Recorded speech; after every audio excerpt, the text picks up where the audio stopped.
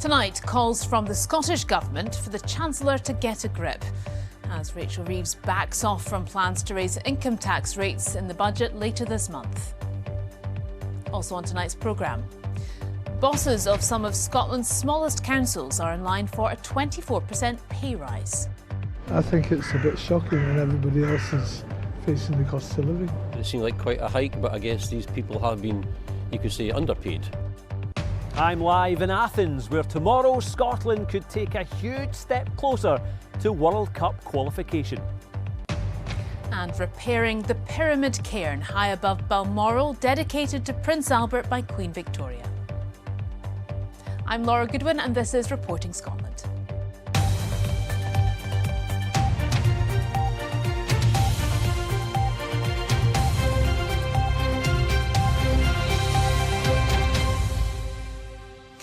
Just last week, the UK Chancellor, Rachel Reeves, appeared to confirm she was set to break a key manifesto pledge by raising income tax in her upcoming budget. As of today, it seems she isn't and is instead looking for other ways to fill a huge hole in the public finances. Until she sets her budget, the Scottish Government don't know what any effect any changes will have on money coming to Scotland. And today, the Social Justice Secretary called for the Chancellor to get a grip. Our political correspondent Andrew Kerr reports. Who's placing bets on this budget? And we're still a long way from the finishing line. The gambling industry, including the bookies at the races, is getting nervous about extra taxation. This comes after the Chancellor seemed to back away from income tax increases, despite pretty clear signals to the opposite. Downing Street has been leaking like a sieve. No child in this country should grow up in poverty, and that's why we've already started to take action. The Chancellor all but confirmed on Monday that she was getting rid of the two-child benefit cap. Today, Scottish Labour set out their budget wish list, which includes scrapping the cap. This is just a theatrical performance, isn't it? You've clearly been told by the Chancellor that's what's happening, and that's why you've called us here today. Well, that's the demands I've been making in private, and that's the decisions I want to see made in this budget. We have got to confront child poverty. That means ending the two-child benefit cap. We've got to improve living standards. That means a package on energy bills, and we can have no return to austerity. And after a tumultuous week of leaks and backbiting, the leader expressed his annoyance. I think the briefing, the speculation leading up to the budget has been deeply unhelpful for the government. I think it's been deeply unhelpful to the Prime Minister and the Cabinet, and also probably really frustrating. The SNP's Social Justice Secretary said she wanted a budget that was right for the economy and gets rid of the benefit cap. What instead we have is a Chancellor and a Prime Minister that seem to be delivering policies to protect the Prime Minister's job rather than what's right for the Scottish or indeed the wider UK economy. So we need the Chancellor to get a grip of this situation. The Scottish Conservative leader, on a visit to Peterhead, warned he thought the Chancellor was still angling for more cash. They trailed the fact that they were going to put up income tax. They now seem to be suggesting they're not going to do so, but what they are proposing is changing the income tax thresholds, changing the bands, which would inevitably drag people into paying more income tax. So, 12 days until the budget is finally delivered. A 12-day festival of speculation before the Chancellor's big day, her ultimate gamble. Andrew Kerr, Reporting Scotland. Now, it sounds easy, doesn't it? Scotland are just 2 games away from qualifying for their first World Cup since 1998. But the Tartan Army knows a Herculean effort will be required in Athens tomorrow night to ensure the team takes to the Hampden turf on Tuesday for a decider against Denmark. Well, our sports news correspondent Chris McLaughlin has been following the faithful to the Greek capital and joins us now live. Chris, how's the mood with you? Yeah, pretty good, Laura. It feels like Scotland have had some pretty big games lately, and I think this one tomorrow is the biggest for some time. Steve Clarke's side are just 2 games away from automatic qualification for the World Cup finals. That hasn't happened since 1998, a full 27 years. Understandable then why excitement is building. So avoid defeat against Greece here tomorrow night, and it's winner takes all against Denmark in Glasgow at Hampden on Tuesday. Of course, with Scotland, it's never that simple. Yes, they've been getting results, but performances have been poor. So what can we expect here tomorrow? What do the fans here expect tomorrow? I'll be finding out later in the programme. OK, we look forward to that. Thank you very much, Chris. The chief executives of Scotland's 4 smallest councils are set to see their pay rise by tens of thousands of pounds after an independent review approved by the umbrella body COSLA. With a new minimum salary applied regardless of the population or geographical spread of a local authority, here's what those changes will look like. Shetland's chief executive will earn more than £165,000 after the changes implemented next year. That's an increase mirrored in Orkney, with the chief exec's salary also up by almost a quarter. And slightly more modest in the Western Isles, but the same minimum salary. And in Clackmannanshire, an increase equivalent to that seen in Orkney and Shetland. As our news correspondent Jamie McIver reports, the pay rises come at a time when councils across Scotland find themselves cash-strapped, and they're proving divisive. Councils have spent years making hard decisions to balance their books. It's led to difficult choices on local services, fewer staff and pay disputes. But now many chief executives are in line for large pay upgrades. One of the biggest rises is here in the smallest mainland county, Clackmannanshire, a rise of £32,000 to £165,000 a year. The rises follow an independent review carried out by the council body COSLA and the Association of Local Authority Chief Executives. Scotland has 32 councils, and after the review, chief executives will earn between £165,000 and £230,000 a year. The bigger the council, the bigger the salary. But some of the largest rises are actually at the smallest councils. We want to ensure that we have the very best leaders across Scotland within these chief executive roles. And it's really important that we can attract and retain the very best staff. I think it's fair also to say that when you compare other chief executive roles across the private sectors, actually within local government, the salaries are actually still below those. The bosses of the 3 island authorities will also earn £165,000, less than most of their counterparts on the mainland, but still controversial. A little bit bitter pill to swallow for some people because it seemed like quite a hike, but I guess these people have been, you could say, underpaid. It's his employer that's given him that pay rise, so I don't think he should be getting such a hard time for it personally, but I guess everyone's entitled to their opinion on it. I think it's a bit shocking when everybody else is facing the cost of living. I think if businesses want to succeed, then they need to get the right people in, which means paying, the market rate for people. I'm absolutely shocked, horrified actually. Heard that kind of an increase in her salary would probably equate to my pension. I think it's absolutely flabbergasting. There is people in Shetland that are struggling every day to try and make amends meet. Most council workers are getting a 4% rise this year, broadly in line with inflation. Unions say it seems to be one rule for staff, another for the bosses. Jamie McIver, reporting Scotland. And Jamie joins us now. Jamie, this isn't a straightforward issue. There are important arguments on both sides. Indeed, and the amount senior staff in the public sector are paid is often a matter of intense scrutiny, indeed controversy, in a way that isn't the case in the private sector, in the business world. Yet council chief executives have got huge responsibilities for staff, for the delivery of local services.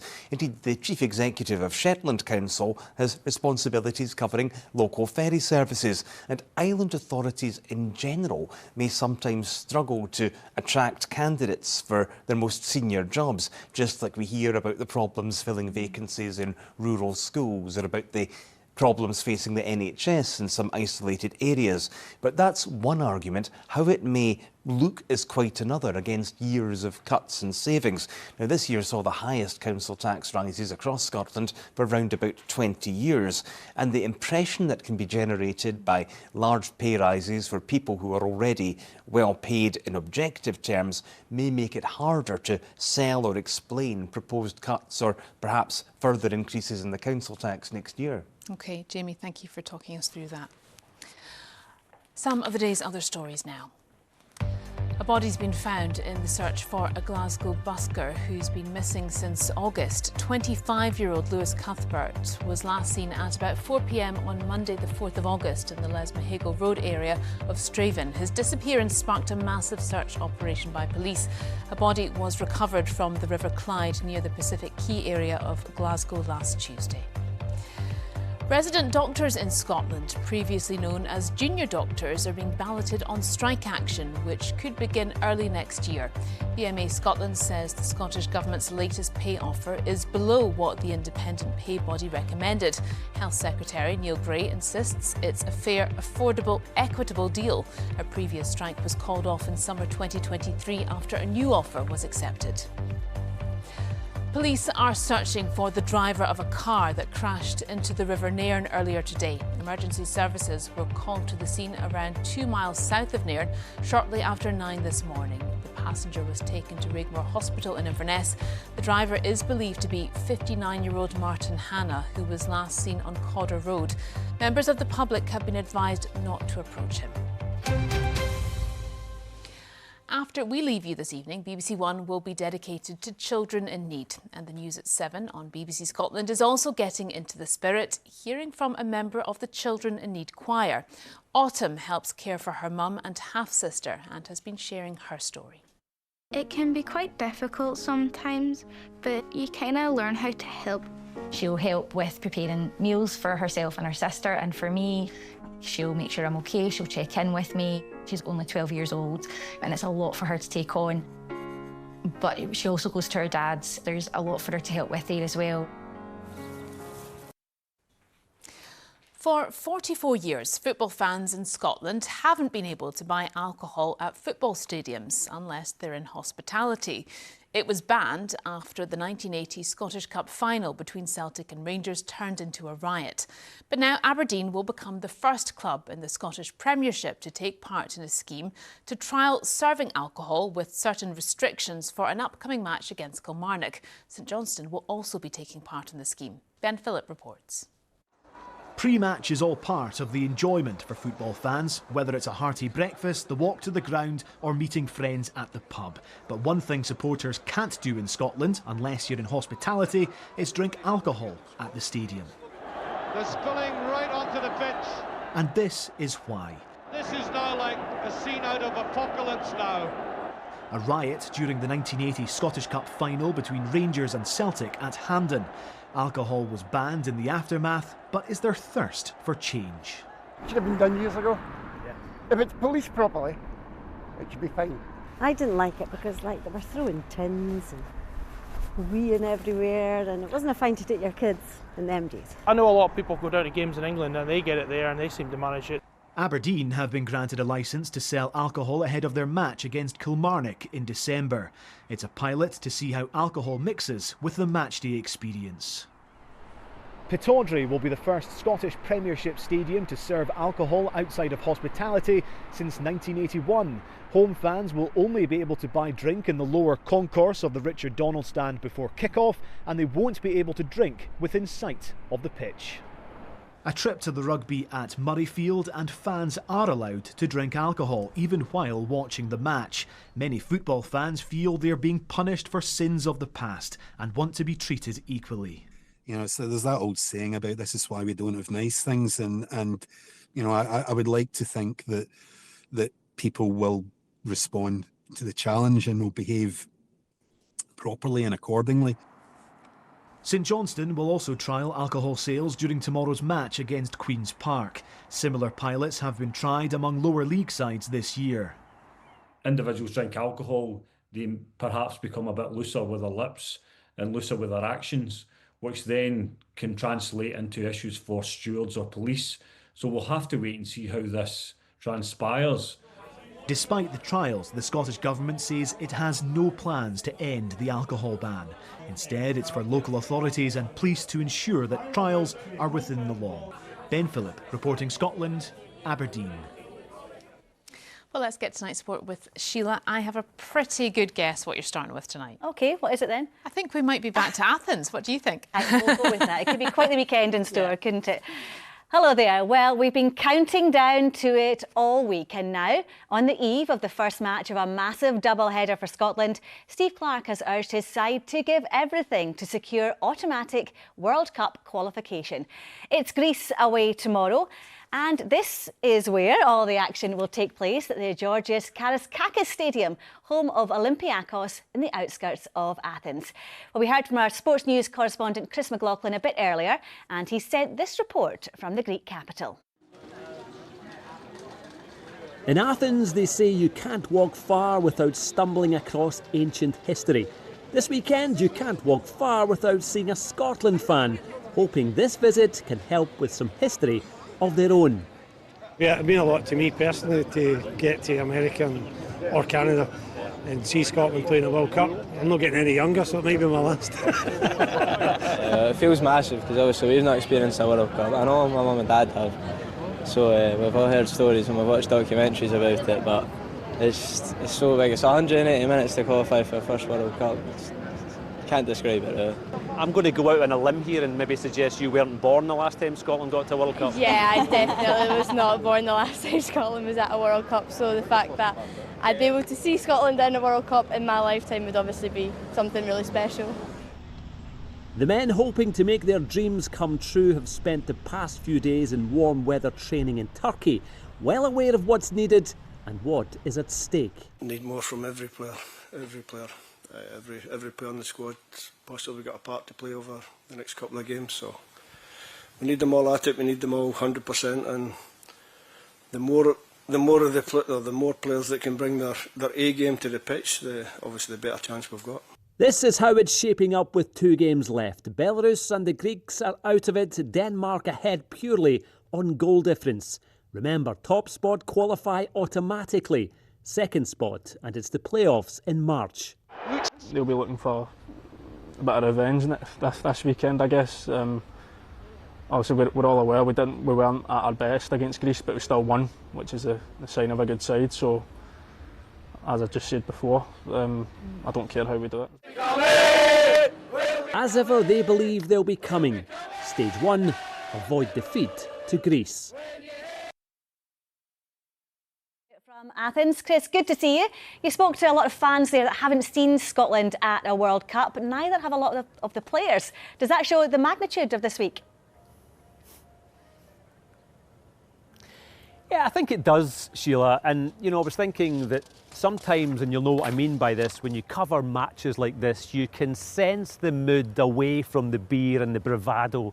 And there is a real nervous energy around, and it's because of that word, the magnitude of what this week could bring. Can you imagine if Scotland get the job done here tomorrow and it all goes down to that one game against Denmark? And I think that Scotland fans perhaps would be less nervous if they were underdogs, but there's a feeling that this squad is very capable. They just haven't been performing. So if ever there was a week to find some form, it's this one. Well, Chris, I hope you have a memorable weekend in Athens. And of course, you can watch that match live on the BBC Scotland channel with coverage starting at 7:15 tomorrow. Now to other news, and Celtic interim manager Martin O'Neill admits he genuinely doesn't know if he'll be in charge of the team when they return to action against St Mirren a week on Saturday. The 73-year-old has been at the helm for the last 4 matches, winning 3 of them, and added in the interview with BBC Radio Ulster that he's not party to anything that's happening in relation to the board talking to potential longer-term candidates. Gregor Townsend believes his Scotland players will face one of the form teams in World Rugby at Murrayfield on Sunday when they host an Argentina side he says is confident and cohesive. There's just one change to the Scotland starting 15 that lost to New Zealand, as Rory Darge comes into the back row at open side flanker, with Matt Fagerson dropping to the bench. In terms of Scotland's joint top try scorers, Duhan van der Merwe is a replacement, while Darcy Graham will win his 50th cap against the Pumas, and Townsend paid tribute to the Edinburgh Wings' resilience. To get to 50 caps and be a joint top try scorer in our history is saying something for his ability when he gets those opportunities, but also how he's responded to injuries. And he's really improved his game too. When he first came through, he was very difficult to defend because of his footwork and his strength. but he's added so much more to his game. Like, his contact work is outstanding, his high ball work is excellent. He's a link player now, so he creates opportunities for others. When he draws a lot of defenders onto himself. So, no, we're really pleased for him. Finally, it's the halfway point of the DP World Tour Golf's season-ending championship in Dubai, and Robert McIntyre remains in contention on 8 under, 4 behind Danish leader Nicolai Højgaard. Grant Forrest is another of the Scots faring well. He reached 8 under with this birdie, but later fell back to 5 under. McIntyre had the chance to go 9 under with a long putt on the 18th, but lipped the hole. Order of merit leader for the season, Rory McIlroy, is 9 under. That's all your sport, and it could be a big one this weekend. Be very exciting. Thank you very much, Sheila. Now, cast your minds back to when Scotland last made it to a World Cup, and you might remember a certain song that summed up the Scottish spirit. Delamitre's anthem for the tournament was perhaps controversially entitled Don't Come Home Too Soon. And on this week's Saturday show on Radio Scotland and BBC Sounds, lead singer Justin Curry talks to Amy and Stephen about the reception the song received. We got kind of coerced into it being the so-called official song, and that was kind of hell on earth, really. Because all of a sudden, something you've written that's just, that's got a double meaning, that's partly about, well, that is about the Scotland football team, but it can also be interpreted in a different way, suddenly became, it had to measure up against, you know, like really up Rod Stewart's World Cup songs. Now, when you think of pyramids, you may think of the ancient Egyptians. But did you know one exists in rural Aberdeenshire? Prince Albert's Cairn on the Balmoral estate has become a popular tourist attraction in recent years, but the increase in visitors has led to severe erosion around the structure, and now major repairs are being carried out to preserve it. Rachel Bell has been finding out more. The Balmoral estate attracts visitors from around the world, but it isn't just Balmoral Castle which draws the crowds. Many make this uphill journey to see something quite unusual. This, Prince Albert's Cairn. This granite pyramid was commissioned by Queen Victoria in 1862, following the death of her husband, Prince Albert. The inscription reads, erected by his broken-hearted widow, Victoria. In recent years, this spot has drawn more and more visitors, and that is having an impact.